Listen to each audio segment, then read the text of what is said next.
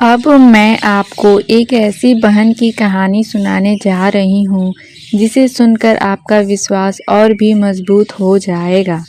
खासकर वो बहनें जिनकी ज़िंदगी में परेशानियाँ बहुत हैं, जिनके पति उन्हें तंग करते हैं, गुस्सा करते हैं, भला बुरा कहते हैं या जिनकी सासू माँ हर समय ताने देती हैं, घर का माहौल बिगाड़ देती है। उनके लिए आज की यह साखी किसी वरदान से कम नहीं है। बहुत ही बहनों का विश्वास परिस्थितियों की वजह से टूट जाता है। डर, तनाव, अपमान सब कुछ मिलकर मन को कमज़ोर कर देता है। लेकिन इस बहन की कहानी सुनकर उनके टूटे हुए भरोसे में भी फिर से जान आ सकती है। तो संगत जी, बिना देर किए उस बहन का अनुभव आपको सुनाते हैं। एक बहन थी जिसका दिल कुल मालिक में डूबा हुआ था। वह बड़े प्रेम से भगवान को मानती थी, साधना करती थी, भजन बंदगी करती थी। उसके दिल में मालिक के लिए एक अलग ही लगन थी। केवल उसके घर की स्थिति बिल्कुल विपरीत थी।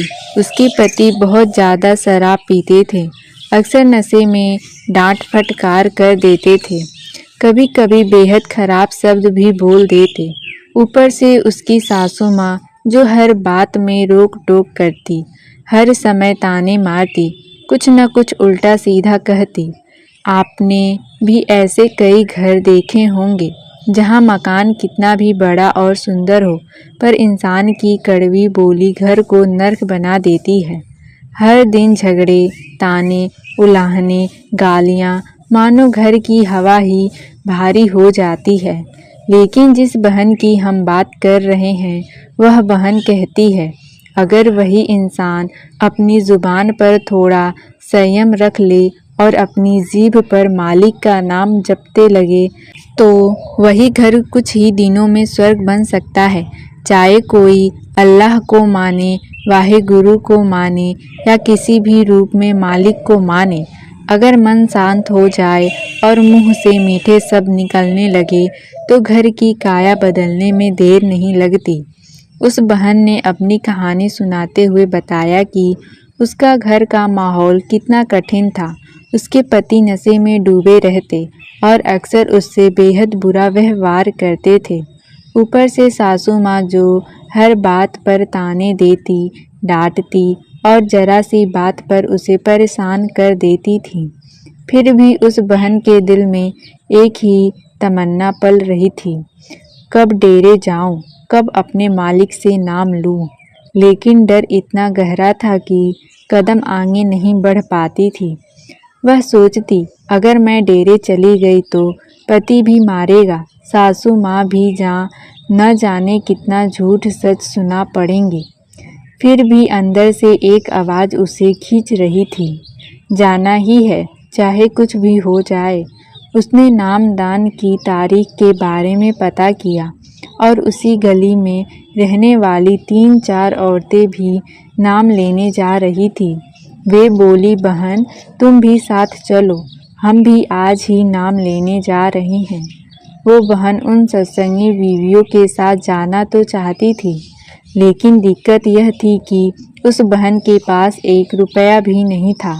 उसकी जेब पूरी तरह खाली। फिर भी दिल में विश्वास भरा हुआ था कि मेरा सतगुरु मुझे खुद अपने पास बुलाएगा। पैसे हो या ना हो, मैं ज़रूर पहुंचूंगी। अपने पति और सास में मांगती तो वहां से उसको पता था कि गाली के सिवा कुछ नहीं मिलेगा। इसलिए उसने 1-2 जान पहचान वाली बीवियों से पैसा उधार मांगा, लेकिन किसी ने उसको पैसा नहीं दिया। नामदान वाले दिन वो घर से निकली और जाकर डेरे जाने वाली एक बस में बैठ गई। न उसके पास जाने का किराया और न वापस आने का किराया था। बस बाबा जी पर विश्वास करके वो एक बस में बैठ गई। थोड़ी देर बाद कंडक्टर टिकट काटने आया, लेकिन टिकट काटने के बाद उस बहन से टिकट कटवाने की बात ही नहीं की और वो चुपचाप दूसरी सवारियों की टिकट काट कर आगे बढ़ गया। अब ये बहन बहुत हैरान हो रही थी कि टिकट काटने वाले भाई ने मुझे टिकट लेने को क्यों नहीं कहा। बहन पूरा रास्ता बस यही सोचती रही कि मुझसे पैसे क्यों नहीं मांगे।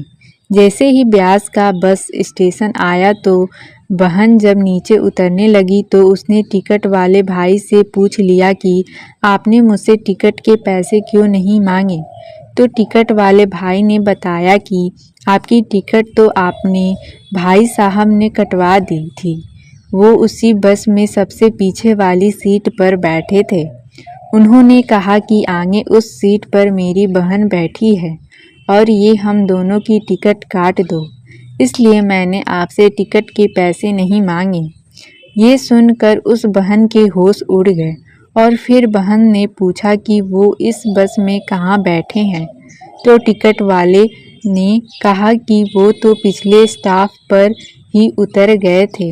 अब ये और भी होश उड़ाने वाली बात थी। वो बहन बस से नीचे उतरकर सोचती रही, ऐसा कैसे हो सकता है, मेरा तो कोई भाई है ही नहीं, फिर टिकट वाला किसकी बात कर रहा था। लेकिन उस बहन को अब समझ आ गया कि खुद बाबा जी उस बस में बैठे थे और चुपचाप टिकट के पैसे देकर बीच में ही कहीं उतर गए। संगत जी, ये सब बात होती है विश्वास की। जिसको विश्वास है उसका साथ और हाथ बाबा जी कभी भी नहीं छोड़ते। इसलिए अपने गुरु पर विश्वास रखिए।